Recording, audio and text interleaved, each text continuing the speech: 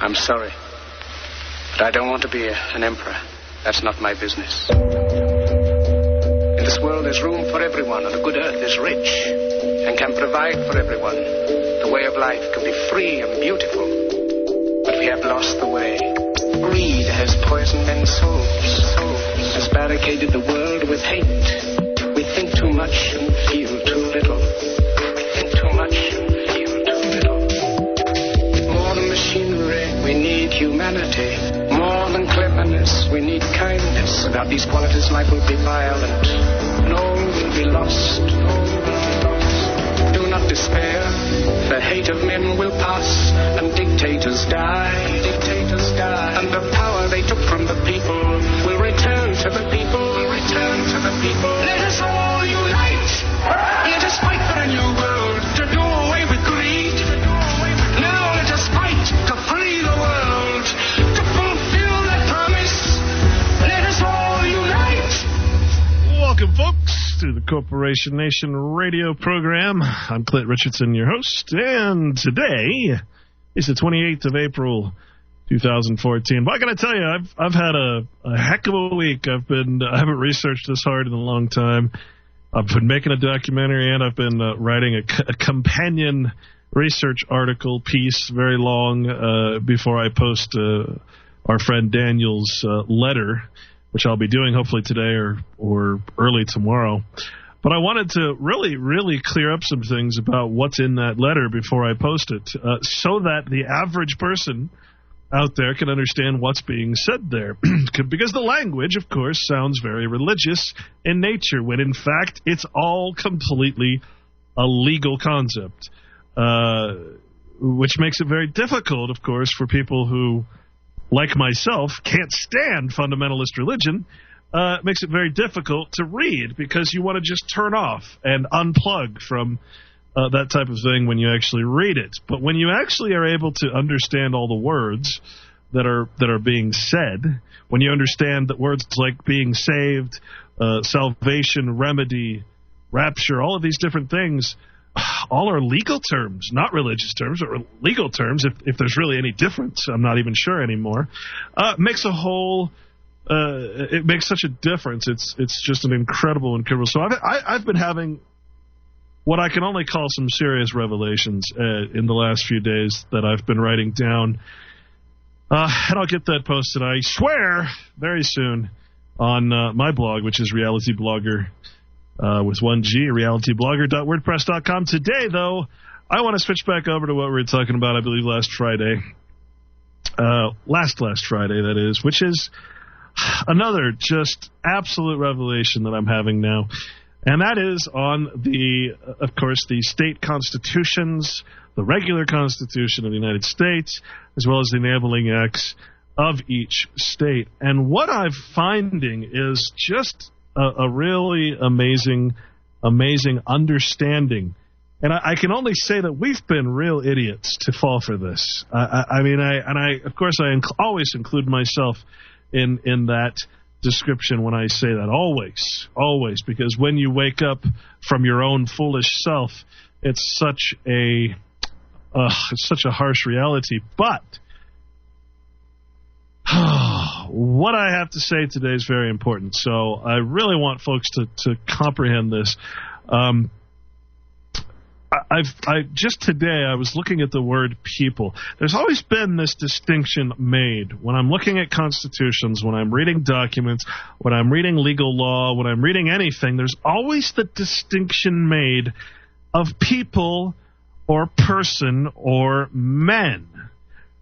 Now, person is a tricky word because it can either mean natural men or it can mean artificial corporations. When it's used in government, it's generally referring to an artificial person. Straw man, whatever you want to call. Surname. So many different words to mean the same thing, basically. And I've really started to understand what that means. But here's what I want to really get across to people. I'll start out with Texas because that's the one I have up right now. Texas, when you go to the Texas Constitution, you'll go to Article 1 and you'll read the Bill of Rights. And this is very similar to what you read in the U.S. Constitution. The question I have for you folks is, how could the people of Texas have formed the state of Texas? How could the people of California have formed the state of California? Which comes first, the people or the state? Well, it turns out the people. Well, wait a minute. How can that be? If you're already the people of California, why in the heck would you need a state? Oh. If you're already the people of Texas, why do you need a state? Because you're not the people of Texas. When you hear the word people, that's a U.S. people. That is a common people. In fact, before we go on, I would like to read you what Webster's of 1828 defines as people. And folks, you're not going to like it. But truth is often very uncomfortable. Here is what you are if you claim to be one of the people. And of course, you can't be a people because it's a plural. It's referring to basically a lower class common people. So let's read what Webster's 1828 actually has to say. People, another word is populace, pob, everyone, common people. It also means peasant.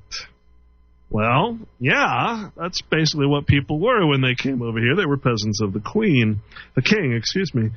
This word coincides, let's see. First definition, the body of persons who compose a community, town, city, or nation. We say the people of a town, the people of London, the people of Paris, the English people. In this sense, the word is not used in the plural, but it comprehends all classes and all inhabitants considered as a collective body, or any portion of the inhabitants of a city or country. Now, when we use that particular conversational definition, we speak of an entire, basically, nation, the people of the United States. Well, unfortunately, the people who created Texas and the people who created Colorado and the people who created every state were well, aside from the original 13, were all people of the United States. You see, in order to be people, you had to be a citizen already, right? So, to go further with the definition of people, it says the vulgar, the mass of illiterate persons. Yes, that's what people are. The vulgar, the mass of illiterate persons. Number 3, the commonality. In other words, the common people. Ew, those vulgar peasants. The commonality as distinct from men of rank. Oh, but wait a minute, you say? You're not supposed to have titles of nobility in America. Yeah, what a joke that is. So if you're the people, you are the lowest possible class of people, the vulgar common people. Congratulations. Goes on, number 4 says persons of a particular class, a part of a nation or community, as country people. That's right, country folk. That's what you are, those illiterate country folk. Number 5, persons in general. In other words, goy in general. Any persons indefinitely. Let's see. Number 6, a collection or community of animals. Animals. Yes, man is described as animal in several places in the U.S. Code, just so you know. When the word people, number 7, when the word people signifies a separate nation or tribe, it is the plural number. Number 9, the Gentiles. The goy, the Gentiles, folks. Number 9 says the people are the Gentiles. If you don't know what that means, I think this audience does, you better go look it up. We'll be back, folks. Stay tuned. Liberty, privacy, civil rights, and dignity. You want some more? First of all, let me take just a moment to thank you for allowing me back into your homes. If this is your first time with us, let me extend a personal invitation. Let's build a happy little cloud. Let's build some happy little trees. There are no limits here. You start out by believing here. This is your world. You're the creator. Find freedom on this canvas. Believe that you can do it. Because you can do it. Relax, let it flow. Think like water. Relax. Welcome back, people. Oh, doesn't that... that should be leaving a really bad taste in your mouth, you common peasants. Hey, that's not me. That's the way it's been for a very, very long time. That's 1828, for God's sake. What does it mean to people when you change the noun, person, place, or thing, to, which is a legal term? Noun actually means name. Don't forget that, because everything that is a noun is a legal term. A person, place, or thing. People, when you people a place, so if I'm the United States government, and I want to stock my pond, well... To people, the verb transient is to stock with inhabitants. Immigrants from Europe have peopled the United States. Peopled. Stocked or furnished with inhabitants. Peopling, stocking with inhabitants. Peopleish is vulgar. Oh, boy. That's not unlike what a farmer does when he stocks his cattle pens, or what government does when it stocks the fish in the hatcheries. You just stock. Just cattle. That's really, really what people means. Now, this is important, because the word people is always used in government as a political term. The word people will never actually represent the living man, or male or female. I refuse to use the word woman, because that is, again, a legal term.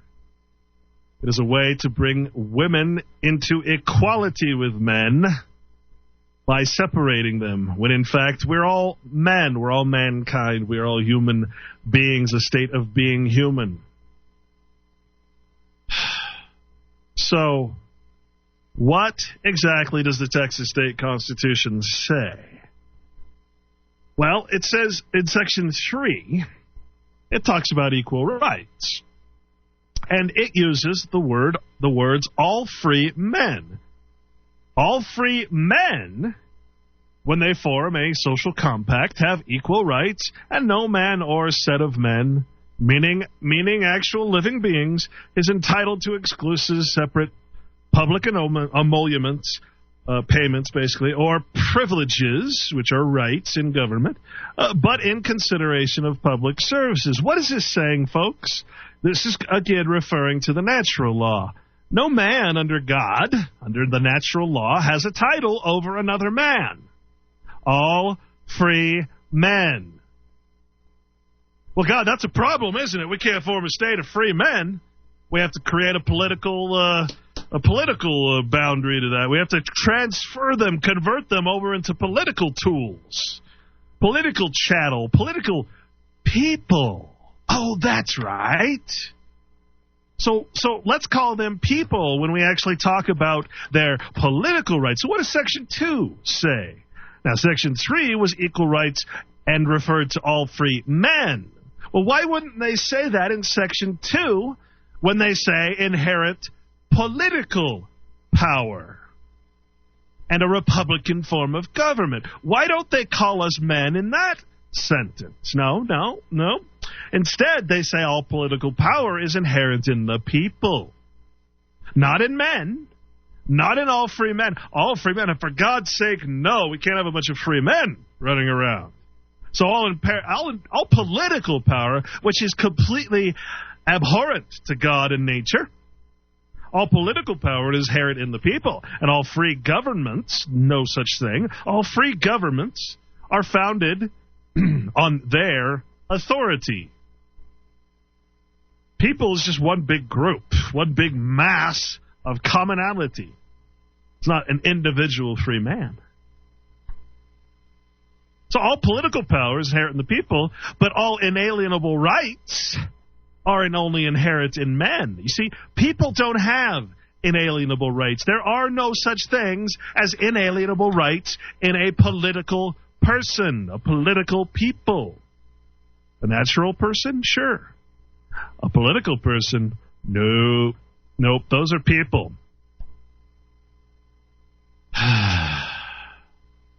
Governments are instituted for their benefit.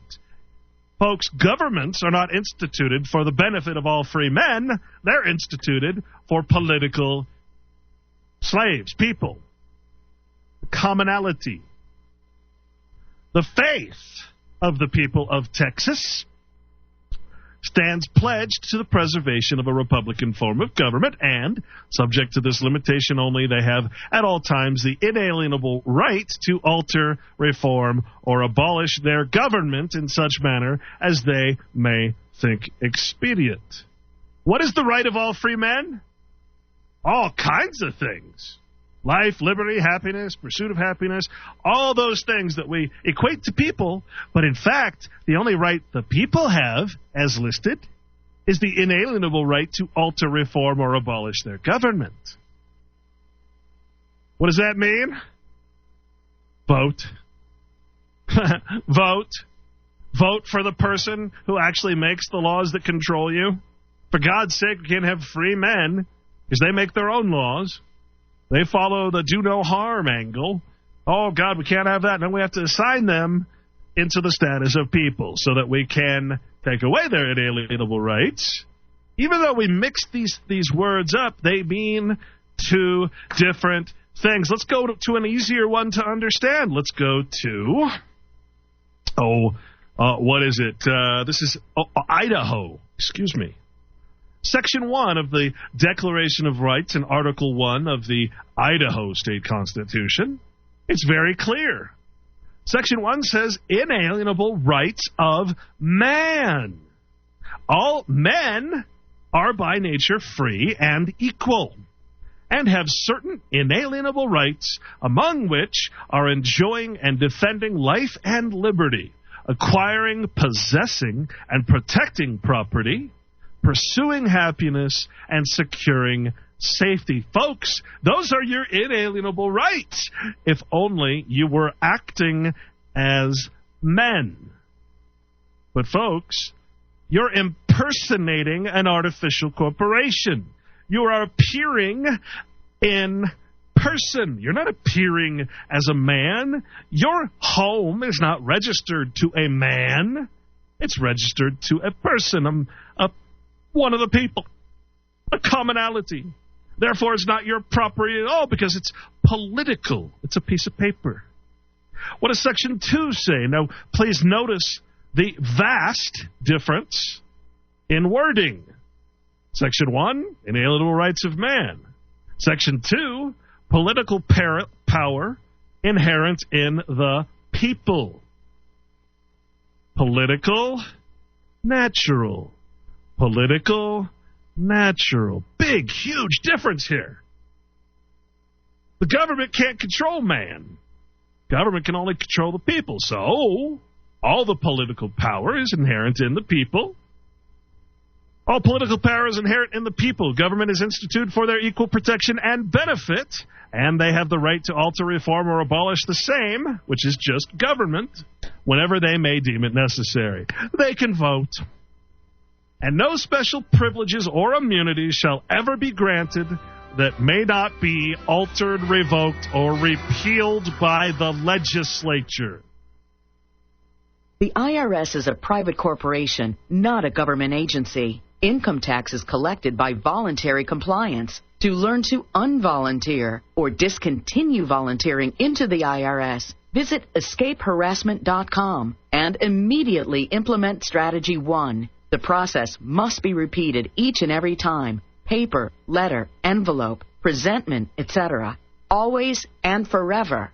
Failure equates to acceptance, subsequent resultant contract, and you pay or go to jail by your own consent and agreement contract. Avoid recontracting. Visit escapeharassment.com and implement Strategy 1 immediately. Bar lawyers and accountants won't help you. Why wait? Get Strategy 1 and immediately implement it to divorce the IRS today and forever. That's escapeharassment.com, Strategy 1, to be free from the IRS. escapeharassment.com.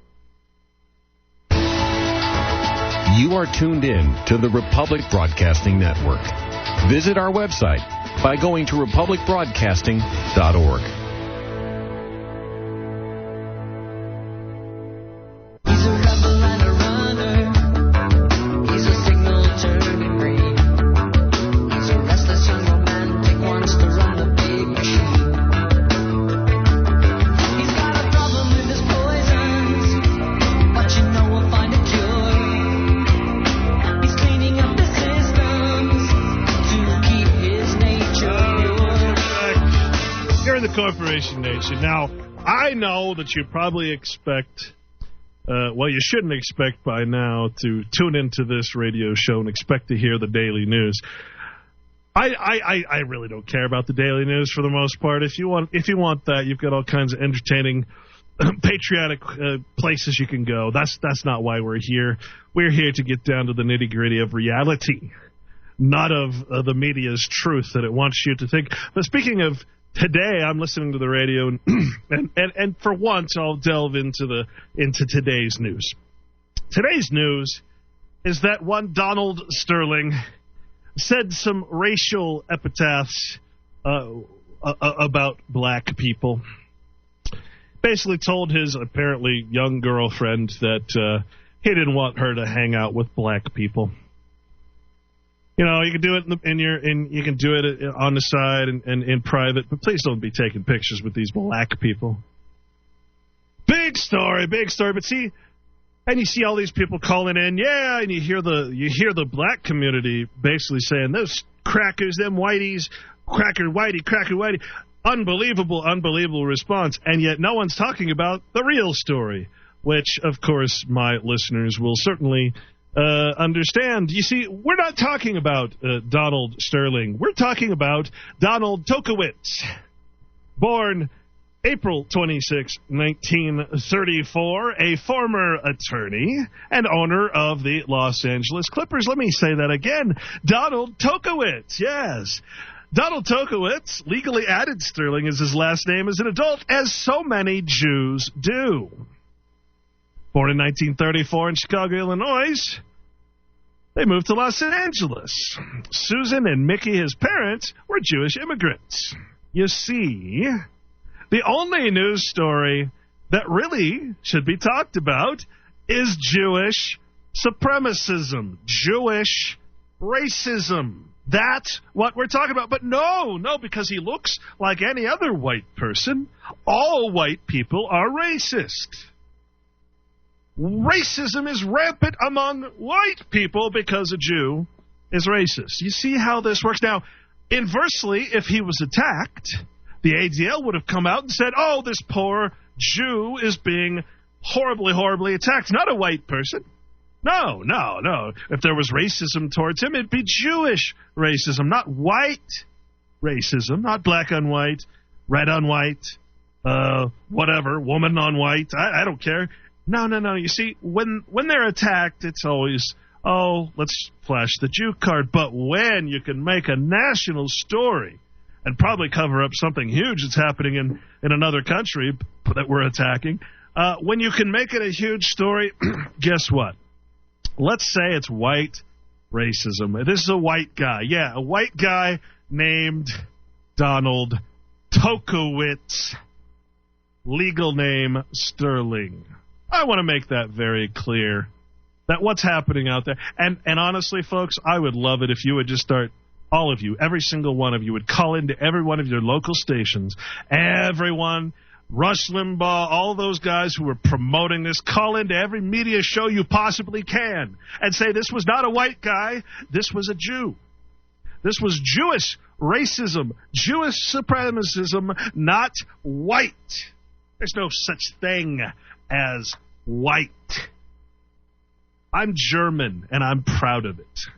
Period. End of story. I'm about 75% German. Some Richardson comes from Iceland, I believe. So, okay, what I am is what I am. I'm not in some group that's going to be demonized, all right?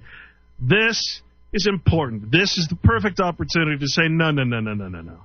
This is not white people. This is Jewish supremacism. All right, you might not like that. You might not want to hear that, but you darn well better start facing the truth if you don't like it. Look. Just go do some research about it. You'll be shocked at what you find.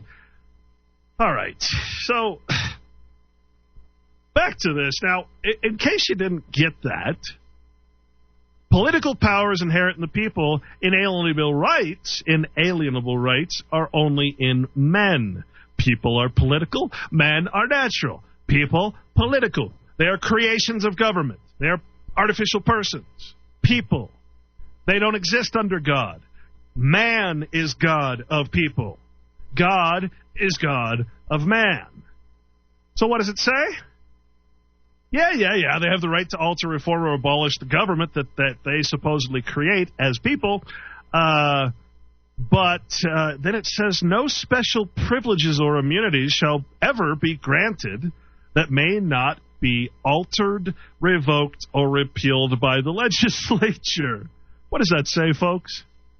People have no rights or immunities that cannot be altered, revoked, or repealed by the state or federal legislature. We should say federal legislature because states have no rights when it comes to federal power, which comes in Section 3, not ironically, where it says the state of Idaho is inseparable part of the Union. The state of Idaho is an inseparable part of the American Union. And the Constitution of the United States is the supreme law of the land. There's no secession, folks. It doesn't exist. We used to be the 50 states of the United States. We are now just the United States. Okay? Big difference. Big difference. Civil War Congress. War Congress. War Congress. Big, huge difference between Congress and the War Congress that came about from the Civil War. Heck, did you know about the War Governors Conference? Did you know that when the Emancipation Proclamation supposedly legally freed the slaves in those nasty, horrible Confederate states, the seceded states, that it had nothing to do with the North states? In other words, it did not affect slavery in the border states because, of course, Lincoln knew, and Lincoln had no interest in ending slavery. That wasn't the point. He just wanted to keep the Union together. We read those quotes a while ago. But, I mean, slavery in the border states, oh, no, if we do that, those border states will secede. We can't get rid of slavery there. So we'll make the proclamation that only the southern states in the Confederation must give up their slavery. So those areas of Virginia, Tennessee, and Louisiana that were already occupied by Union forces, well, they got to keep their slaves. The whole thing's a wash. The whole thing's a big lie. And again, when we talk about the current state of the government basically seeking out a civil war by passing all these horrible, horrible things they're passing, it's not a race war.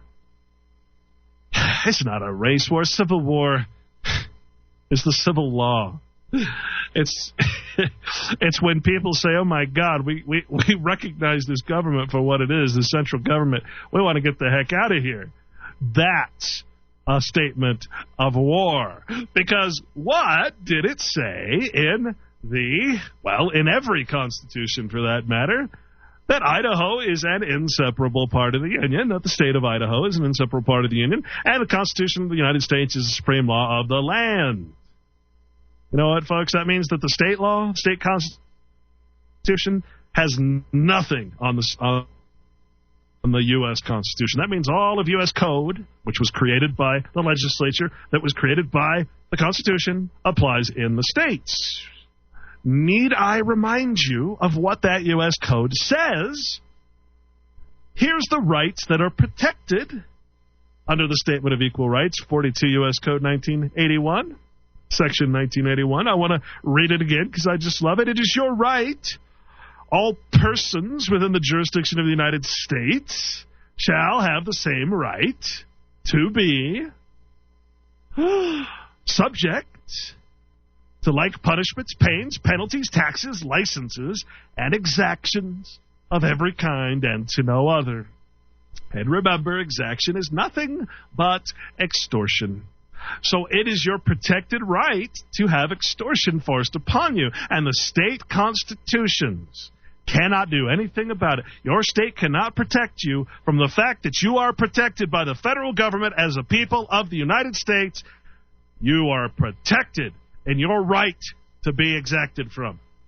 You're protected in federal taxes. States can't help you there. Sorry.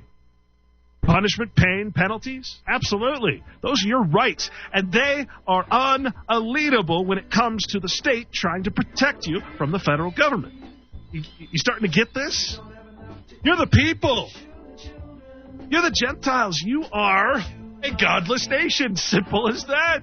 You've chosen, through no fault of most of your own, to be a people, a person, instead of a man. We'll be back. Scientists have been battling to understand what this unappealing object is all about. That's about. Some of them have what the object is all about. Information in the form of energy streams in simultaneously through all of our sensory systems in the form of energy. And then it explodes into this enormous collage of what this present moment looks like, what it feels like, and what it sounds like. Explodes into this enormous collage. On a rant today, sorry. You just got to suffer through it.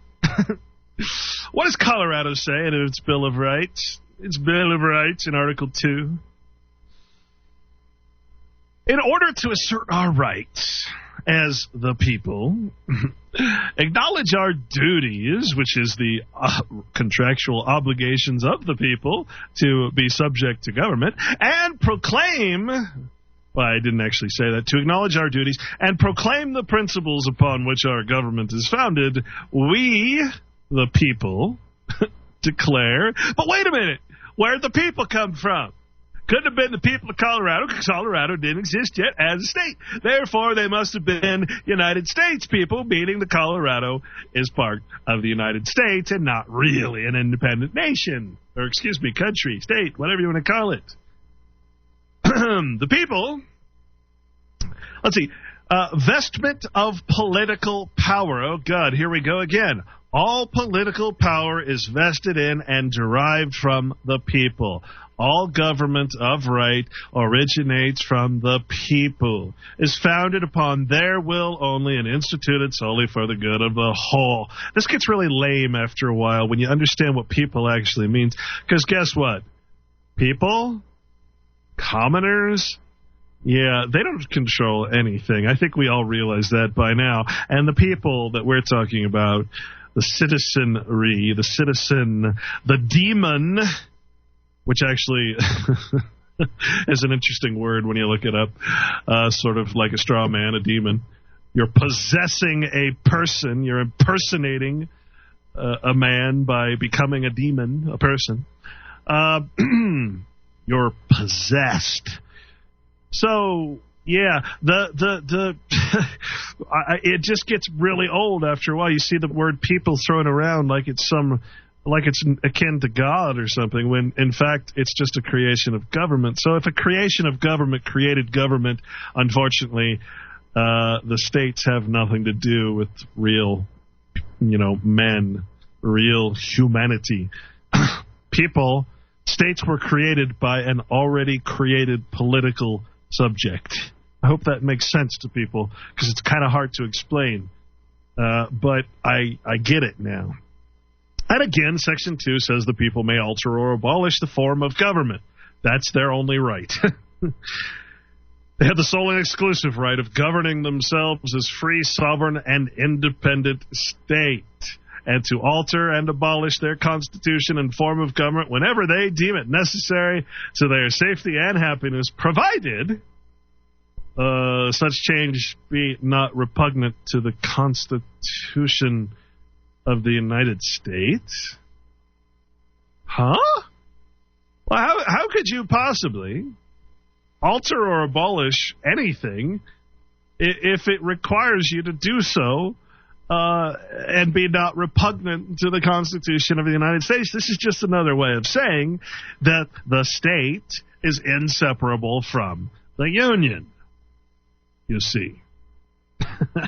It's just another attempt at fooling folks to think that states have free. How can you actually, how can you have the gall to say a free and sovereign independent state, but as long as you don't be repugnant to the Constitution of the United States? What a joke. How did we fall for this? How did we go through an entire public education? Oh, that's also part of the Constitution, that states require a federal education. Oh, that explains it. Well, of course. Every constitution also has a clause in there that we all must be trained and educated and brainwashed by government. No wonder, a public school system. Jeez. Well, that explains it, doesn't it? Wyoming. Let's just go around the nation here. Wyoming, Article 1, Section 1 of the Constitution. Power is inherent in the people. All power is inherent in the people, and all free governments are founded on their authority and instituted for their peace, safety, and happiness for the advancement of these ends. They have at all times an inalienable and indefeasible right to alter, reform, or abolish the government in such manner as they may think proper. Again, this doesn't say you have the right of life, liberty, or happiness. No, that's only for men. You see, government can't take that away from men, but it certainly can take it away from all people. Thus, the Fifth Amendment of eminent domain, called the Takings Clause, which is always quoted as the reason why government can take the people's property, because it's not an inalienable right. The only inalienable right you have is to change your government. But if you try to change your government, the United States is going to bring the military in and slash your throat. Article 1, Section 2, equality of all. Remember we discussed the difference between equality and equity? Big difference. In their inherent right to life, liberty, and pursuit of happiness, all members of the human race are equal. Now, wait a minute. Why didn't you say the people? Wait. This is so wrong. Up here you say all power is inherent in the people and they have the inalienable right of the people to change their government. But down here you call us human beings. Parts or members of the human race, natural men. In their inherent right to life, liberty, and the pursuit of happiness, all members of the human race are equal. But hey, guess what? That's not what you are when you're dealing with government. If you want to be a part of the state, you have to be the people. There's no choice. That's why when we talk on Wednesdays with Daniel, I'm starting to really comprehend this. There is no government for men. You're making a choice. It's all about choice. You choose to be a demon, an artificial person. You choose to inhabit and possess an artificial person. Or you choose to be a man with inherent rights under God that the government actually recognizes if you declare it as a Christian, because that's all government recognizes. This is all legal stuff, not a religion. What an incredible realization. So all members of the human race have all these great inalienable rights, but not the people. The people can vote for their government to change it. Great. What a great inalienable right that is. Phew, thank goodness. It also goes on in Section 3, and we're still in the Wyoming Constitution, says, since equality in the enjoyment of natural and civil rights, well, why are you distinguishing between two different types of rights? Oh, that's because men have natural rights and people have civil rights. Big, big difference. Since the equality in the enjoyment of natural and civil rights is only made sure through political equality. Oh, okay. So the artificial political equality ensures the natural quality of God. You're saying that it takes a political entity to ensure God's law? Really? The laws of this state affecting the political rights and privileges of its citizens shall be without distinction of race, color, sex, or any circumstance or condition whatsoever other than individual incompetency or unworthiness duly ascertained by a court of competent jurisdiction. Folks, in nature, there is race, there is color, there is sex, there is all sorts of things that are politically incorrect to speak about. But I love race. I love color. I love sex. Yeah, I said it. I love sex. Two kinds, not just one, which is what a person is. That's why I say to be a woman means you're declaring to be a artificial thing that just happens to be designated as a female. But it's equal. It's exactly the same. There is no difference. That's a bad thing. That's not how nature works. Thus the distinction between natural and civil rights. How else can they make everybody equally punished under the law? How else can they make everybody have the same right of extortion, pain, punishment, taxes, licenses, and exaction? Unless they take you out of nature and your natural rights and put you into civility, civil rights. Enough people figure this out. Yeah, there'll be civil war, all right, because nobody will want to be civil anymore. They'll want to be men again, female and male. Imagine that. Stay tuned, folks. We'll be back.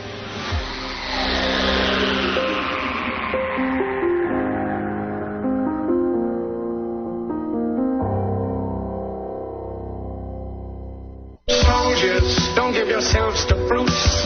Men who despise you, enslave you, tell you what to do, what to think, and what to feel. Who drill you, diet you, treat you like cattle. Don't give yourselves to these unnatural men. Machine men with machine minds and machine hearts. You are not machines. You are men. You, the people, have the power to make this life free and beautiful. Let us use that power to make this life a wonderful adventure. Let us all unite. Let us fight for a new world to do away with greed. A world where science and progress will lead to all men's happiness. Do not despair. The hate of men will pass and dictators die. And the power they took from the people will return to the people. Let us all unite. Welcome back, folks. You're in the Corporation Nation radio program. I'm Clint, your host. Yes. By the way, for those of you looking for information on Sterling, a.k.a. the Jewish immigrant, who's in the news today, and you want to actually just be loaded and prepared for when you call into a radio station tonight, or tomorrow, and I certainly hope you do, to explain to the hapless reporter who could not possibly have any idea, of course, that we're not talking about the typical white person. Just go to Wikipedia and type in Mr. Sterling's name, or do a search for the owner of the Los Angeles Clippers. Should be the only thing people are talking about, but no, of course, it's white racism. It just killed me that was the only thing people were talking about, that people just wouldn't bring that up. But Let's go back. Let's go to Utah. My neck of the woods. Utah, on the road to statehood, the Constitution of the state of Utah, where hilariously it says no polygamy. Of course, the church didn't stop polygamy because it wanted to. It did it because it couldn't be a state if it continued. And speaking of racism, no church, I don't believe, or religion has ever had a monopoly on racism like the Mormon Church did. But, of course, when civil rights came along, they could no longer say that blacks could not hold the priesthood and that blacks carry the mark of Cain and are marked, and that's why they're black. So they had to kind of, say, all right, God told our prophet that we can no longer be racist to blacks. Okay, fine. That's basically how the state works. It's pretty hilarious. Happens all the time. God has these revelations that just happen to coincide with the political alterations of constitutions and laws. I don't know. Maybe it's just coincidence. I don't know. I'm just saying. Article 1. The Utah Constitution states, of course, Declaration of Rights. Well, tell us, what is the Declaration of our Rights? Section 1, inherent and inalienable rights.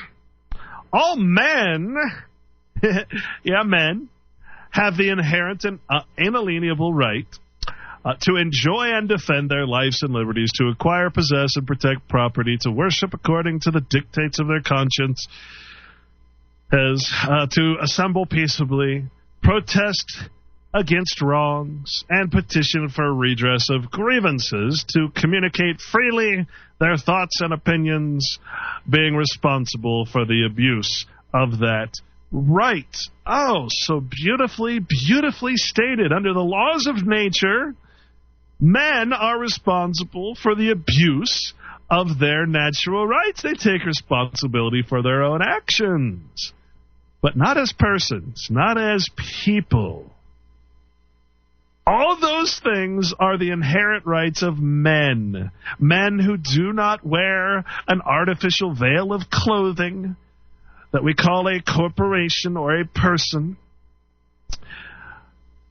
Section 2 tells you that all political, not natural, but political power is inherent in the people. See, this goes back. All that's really saying, folks, is that the citizens of the United States, the people, have these rights. Not men. No, this is just the people. That's why they have to have two sections. One section to tell you what you really are, and another section to tell you what they want you to be. And then they offer you a bunch of little benefits and privileges and monies and Social Security and insurance and all these things. See, as a man, you can't get insurance. You realize that? There's no insurance. You can't get insurance. Insurance to insure your surname, your person. No.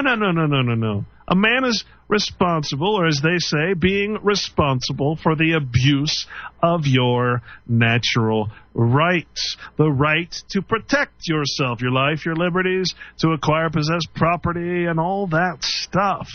As soon as you harm another man, well, then you're responsible. You can't call your insurance company and say, oh my gosh, I got into a wreck. Please cover me.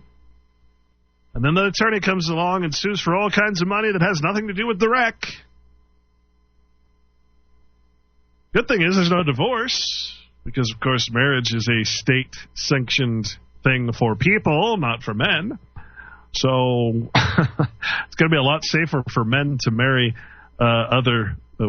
male men to marry female men in the real world, and then there's no legal justification for the woman taking everything the man owns when she doesn't deserve it, or vice versa for that matter. So, all political power is inherent in the people. See, that's such a tricky statement because people don't have power.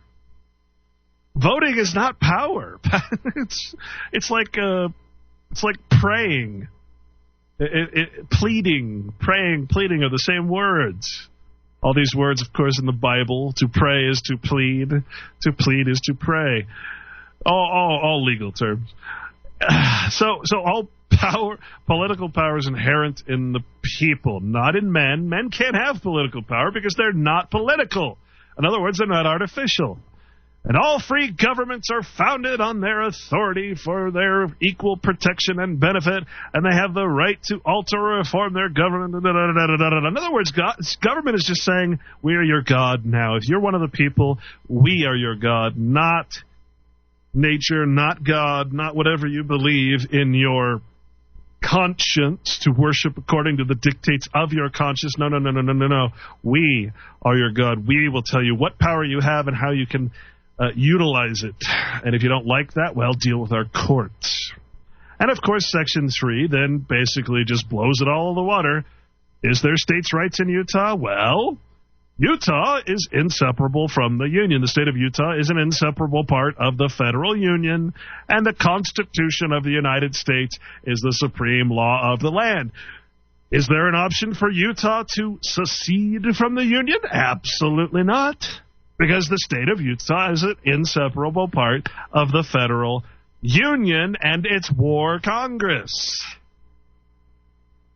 Is that really so difficult to grasp after all, even after all of the the brainwashing we've gone through?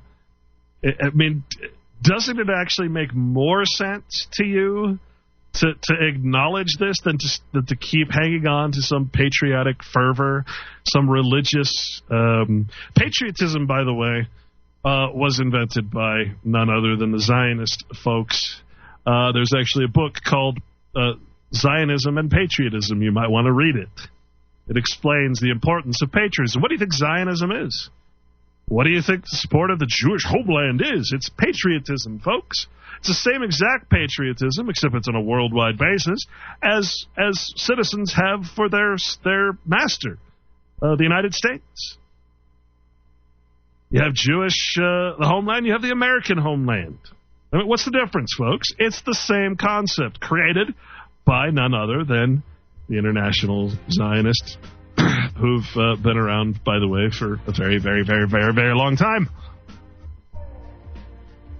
I hear the music. It means we'll be going to break. We'll be back, folks. Stay tuned.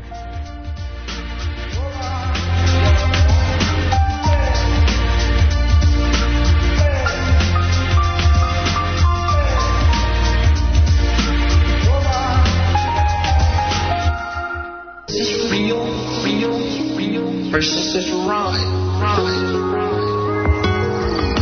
world is like a ride. You think it's real, it's a ride. You can change it any turn we want. It's only a choice between fear and love.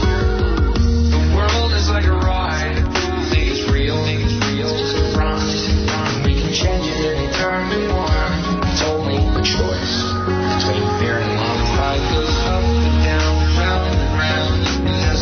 Chills, and it's very brightly colored, up and down, round and round, and it's very loud.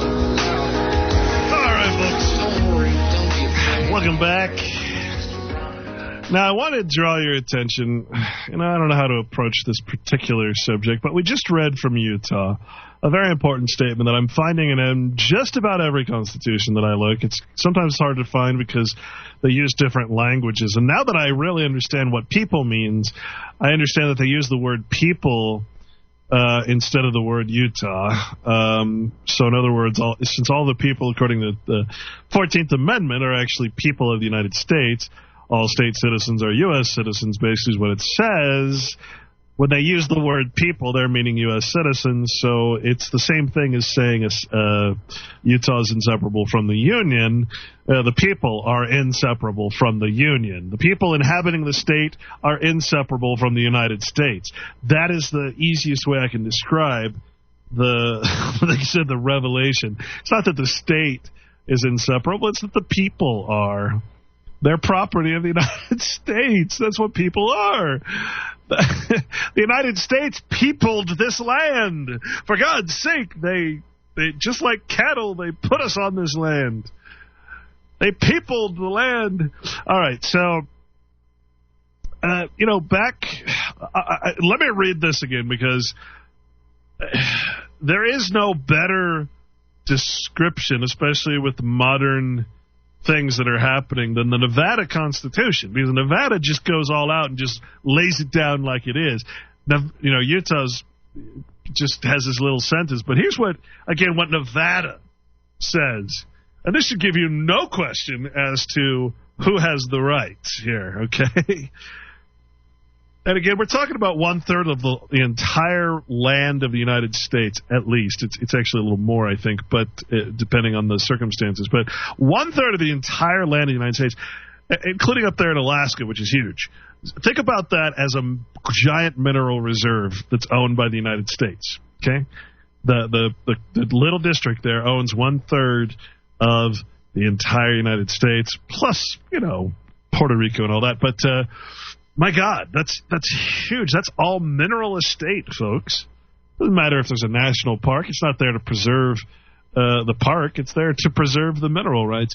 And please also remember that, again, it was a territory before it was a state, Nevada and all these other states.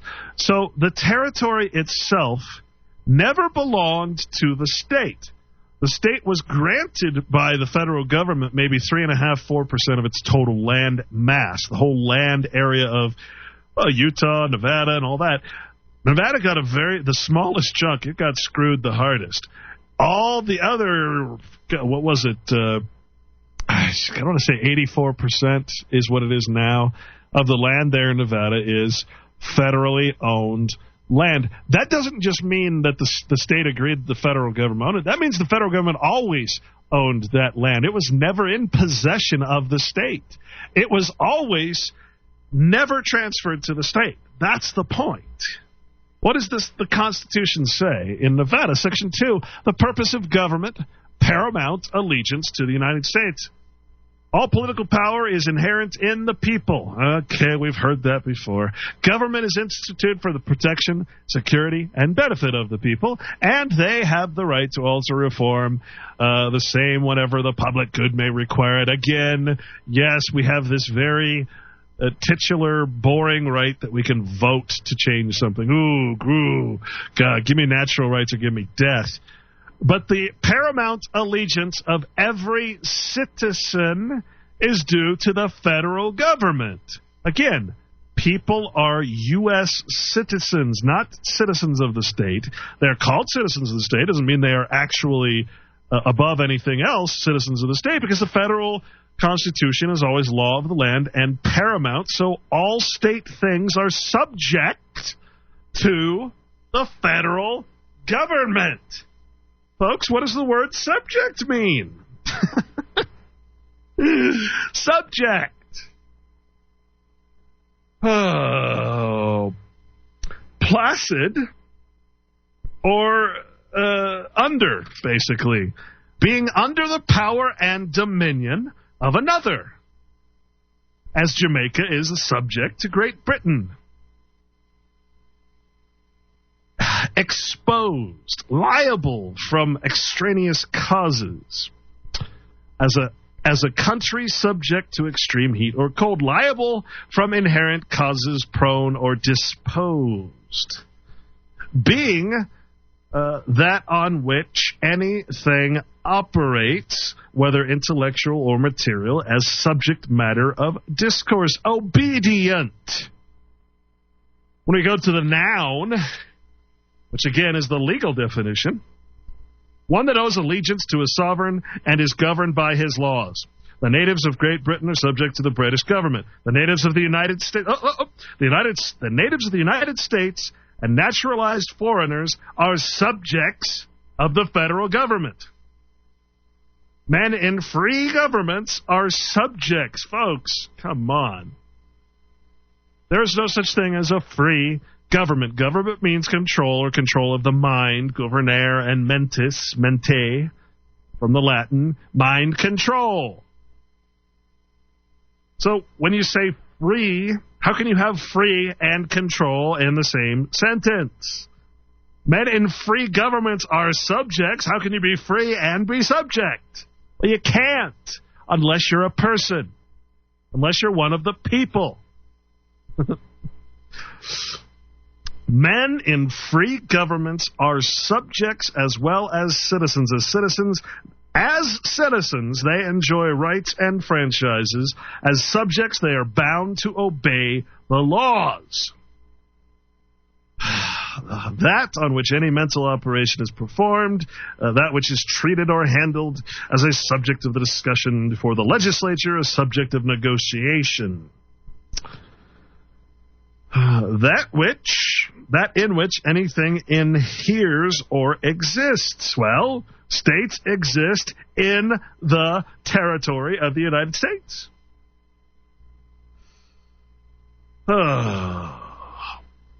Verb transient, to bring under the power or dominion of. Folks, how did we, I say it again, how did we get fooled into believing in concepts like free government? Simply because we don't know what those words mean? Is that it? How did we get fooled into patriotically identifying ourselves as an artificial construct of government? The people. How? I kick myself, and I kick all of you equally. All men should be equally kicked upon their buttocks for being such idiots like myself. My God. And they have the right to alter or reform. The people do. Okay, it continues. This is Nevada again. But the paramount allegiance of every citizen is due to the federal government and the existence of all its constitutional powers, as the same have been or may be defined by the Supreme Court of the United States, and no power exists in the people of this or any other state of the federal union to dissolve their connection therewith or perform any act tending to impair, subvert, or resist the supreme authority of the government of the United States. Now, how in the heck can you have these two things in the same paragraph? All political power is inherent in the people, and people have the right to alter or reform the government, and then it says in the same sentence, no power exists in the people to do anything to dissolve their connection with the United States. We'll be back, folks.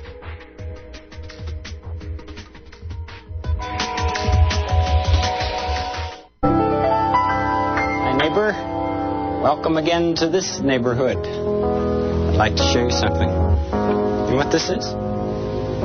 Or maybe if I press this button. There are so many things to learn about in this world.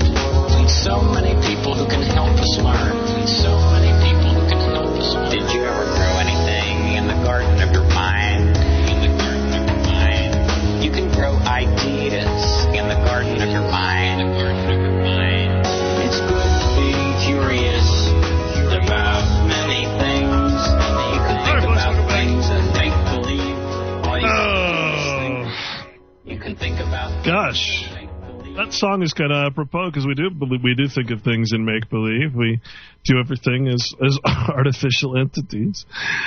Every interaction we have is an artificial thing. We make it grow by believing in the imaginary thing.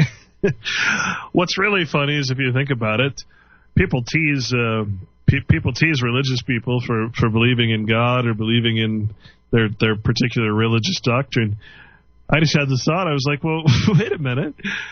Isn't it more ridiculous to believe that government is real? I mean, government, by its own admission and its own code, tells you it's completely fictional.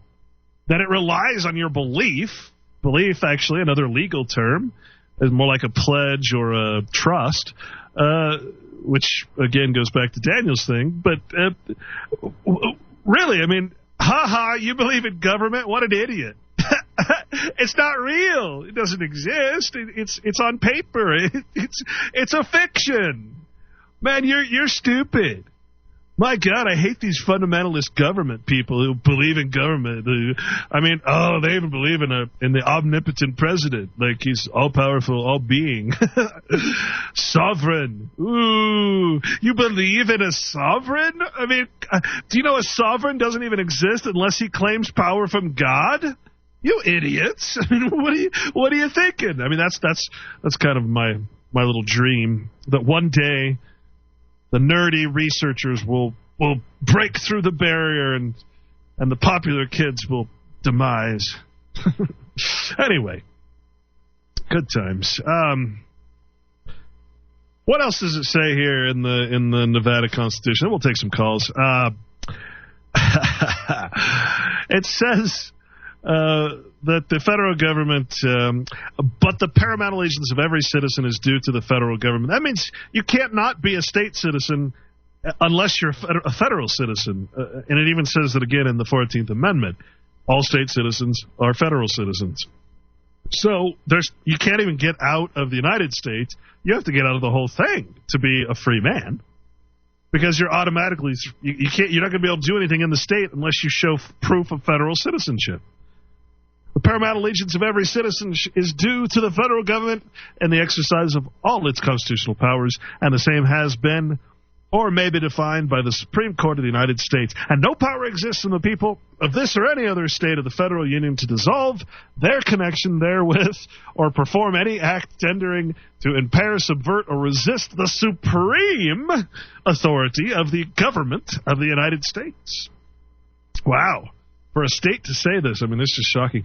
The Constitution of the United States confers full power on the federal government to maintain and perpetuate its existence. And whensoever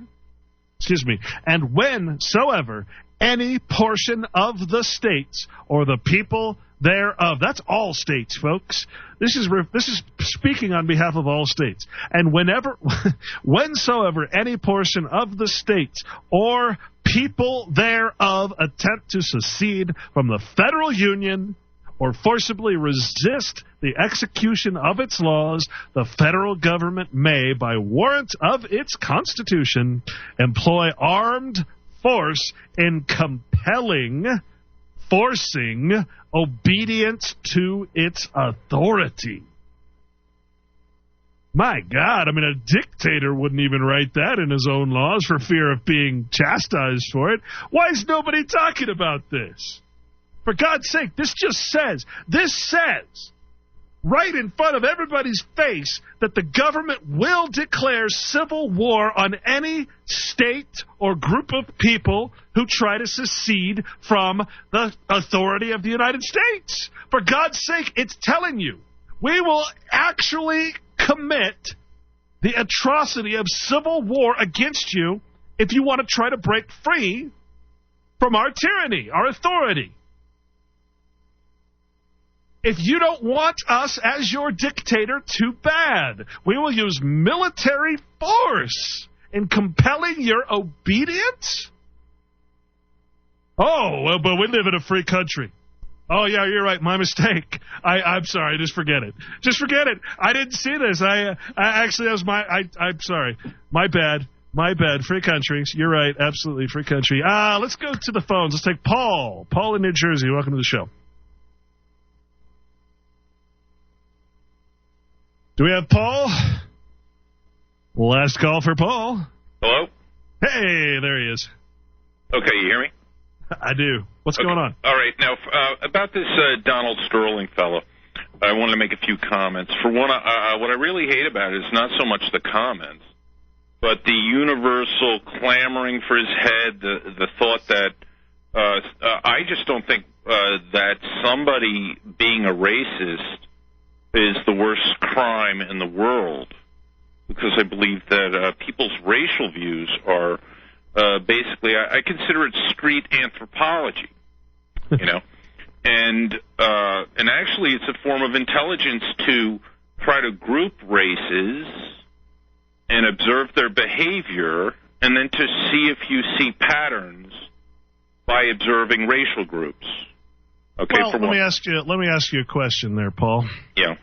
Do you really think that this whole thing was not staged, first of all, that it was not set up? Because, I mean, for God's sake, it was quicker than 9/11. I mean, a day after 9/11 happened, it was Osama bin Laden. The second this happened, every news station had the same sound bites. Everything was scripted, and all of a sudden it was all over the news. Do you really think this has anything to do with true random racism? Sure, or do you think I do, because that's pretty pathetic if our government has to go to that level to script something like that, or for whatever those agencies would be to do that. But I've got 2 words for you: Boston bombing. But the concerning this is just one fella who owns a basketball team. It's very small potatoes. And I'm sure throughout history, many men in the back room had similar conversations about other racial groups. All great men, small men, just about everybody does have these conversations. And by the way, this was a personal conversation of his. All right? And so what I really loathe is in a sense, racism, you're going to talk about a cultural or mass religion in this country. I mean, we are just beaten over the head with cultural Marxism, that all the races are equal, and that, and that everything's the same, and everybody has equal abilities to achieve, and if they don't achieve, it's the result of racism. It's just, that's called cultural Marxism. And it's ridiculous. It's ridiculous. Let me ask you another question. And I don't mean any offense by this. Right. Well, let me ask you this. Now, I just got done telling you, basically, that you are a total servant of government, and that if you try to escape it in any way, shape, or form, you will be militarily civil warred. You will be compelled through military force to be obedient to the United States. And all you can talk about is a guy that's in the news today all over the place. All you want to talk about is this? Yeah, that's what I called about. Well, I find that amazing. I'm sorry. That's why they're doing it, is my point. They're not doing it because there's racism. Yeah, but to be honest with you, the United States, I don't want a bunch of different states seceding, so I'm sympathetic towards that, so that's why I didn't call about that. Right? Okay. Because I don't think it would be really dangerous if all of a sudden we just let everybody secede. It could, in a sense, keeping us united prevents wars. You could argue, right? But then again, in a sense, that links the two topics together, because we are coerced through cultural Marxism and through the corporations. Ever since we heard we want to teach the world to sing back in the 60s about the wonders of diversity by Coca-Cola, right? That diversity is the greatest, and having this multi-ethnic stew is just the greatest that could ever be. And it's just so totally irrational. There's no basic evidence or proof of that. I personally believe homogenous nations are stronger. But anyway, just to touch on one topic of the racial groups, and my argument is, you want to hear my real thesis, what I want to present to you, Clint, is that if you're not a racist, you're stupid. All right? I believe that. And let me explain. Right? Because if you go to the dictionary and look up definition for racism, right, one of the lines is that where you treat other racial groups aggressively. Okay. But that's not the one. But do you believe that one racial group is superior over another? All right? And can I continue after break? Sure. Hang on a second. We'll be back, folks.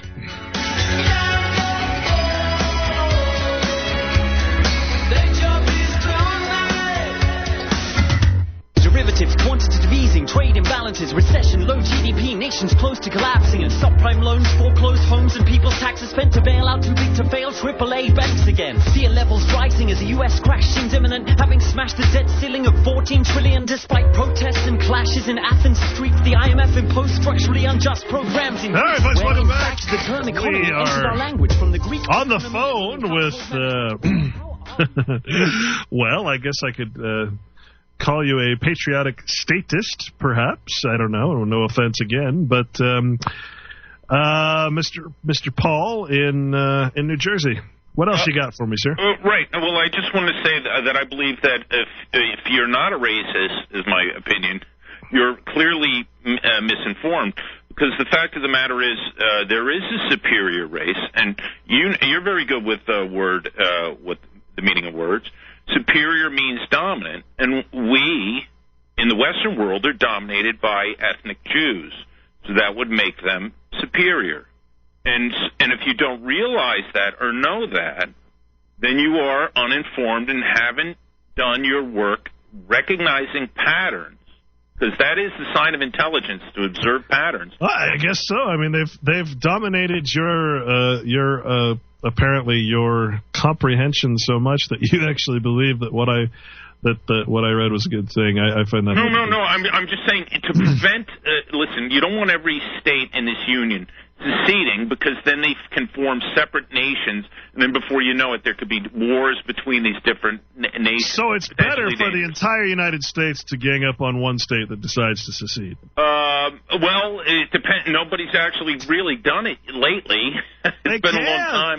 That's the point. Right. There's talk about it. That's because they want you to think there still is, to keep it patriotic. Right. But the point of the fact of the matter is, I think we're going to see secessionist movements anyway, and it's not going to be based on, I believe it's going to be based on ethnicity again. I think it'll be either the Hispanics as an ethnic group trying to maybe reunify when government will spin it that way, certainly, and it will certainly promote through its radio stations and media, like La Raza, that's what the Mexican people should do, using them as tools, just as it uses every other race. So I don't always blame, that people are just such suckers for propaganda that they hold no responsibility for their own actions. This is where I tend to differ with a lot of people in the Patriot community. I don't believe the government is just the government's fault. It's the voters' fault. People voted for Barack Obama. They put him in office. Hey, I argue this. I voted for Ralph Nader back in 2000. If everybody else wasn't so stupid and had voted along with me, 9/11 wouldn't have happened, and we probably would have a much peaceful, better world today. But Americans voted that they prefer violence and warfare, that we like it that way. We own it. All right.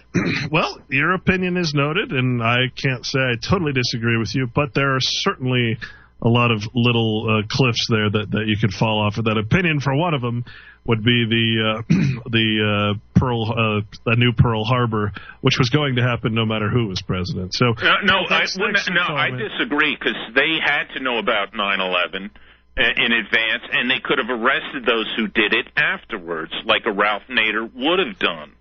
You see? And so my argument is, I don't blame the government. I blame the guys next to me. And listen, I work with a bunch of these knuckleheads.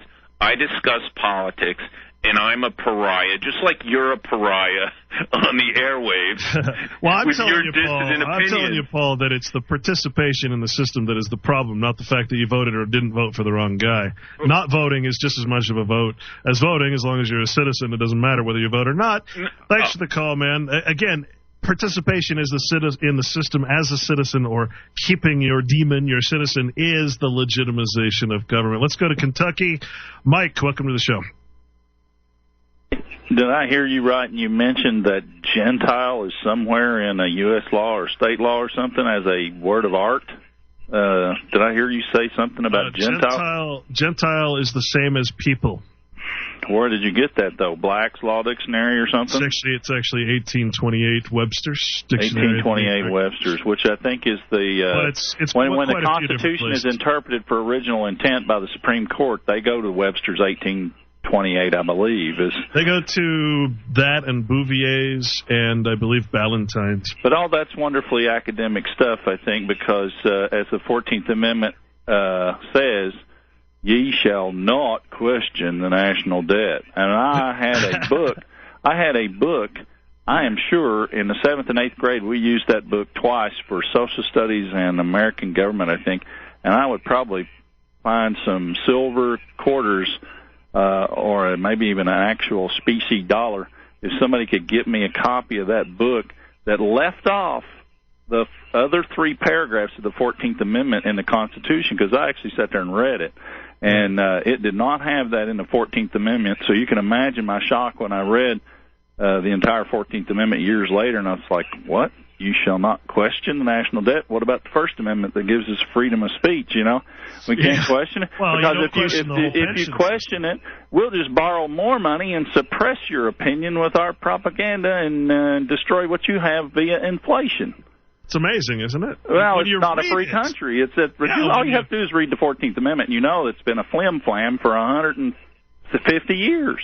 Well, again, the 13th, 14th, 15th were part of the Reconstruction created by the War Congress. Well, it didn't really reconstruct. It constructed an entire new government. It wasn't reconstruction. Exactly. Well, Yeah, and exactly. and so anyway, I'll confess. Confession's good for the soul. You know, confession's good for soul. I was fooled. My parents were fooled. They told me I had to have a socialist insecurity number to get a job or drive a car or whatever. Apparently they were fooled and I was fooled, and so in the current state of the art or law, you have a year since discovery to declare fraud in a contract and then let them sue you, or vice versa. So I think we should be able to do that. Publish in the paper of record in the county for which you live or were born, and say, look, my birth certificate's inaccurate. No contracts apply with the socialist insecurity. It's not your card. It's not your number. And if you remember Eric Rudolph, on his wanted posters, the variations of his name were considered an alias, like Eric R. Rudolph, like it would be considered on a Social Security card for his generation. I think now they have all three names spelled out in capital letters, but it's not your card. It's not your number. And it's not even your name on there. And on the back it says the card is the property of the Social Security Administration. So everybody keeps telling you, I need your Social Security number. Well, if it's mine, I can choose it, can I? I'll say John 3:16.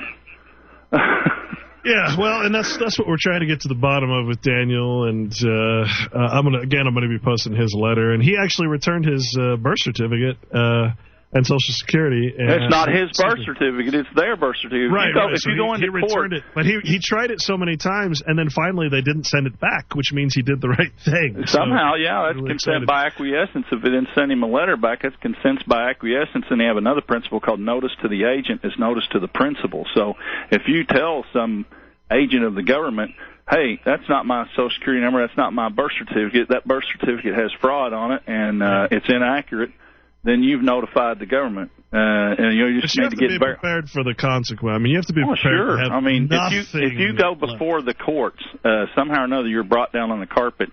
You have the right to demand a bill of particulars for both the nature and the cause. Like you said, there's all these words of art, and none of them synonyms hardly.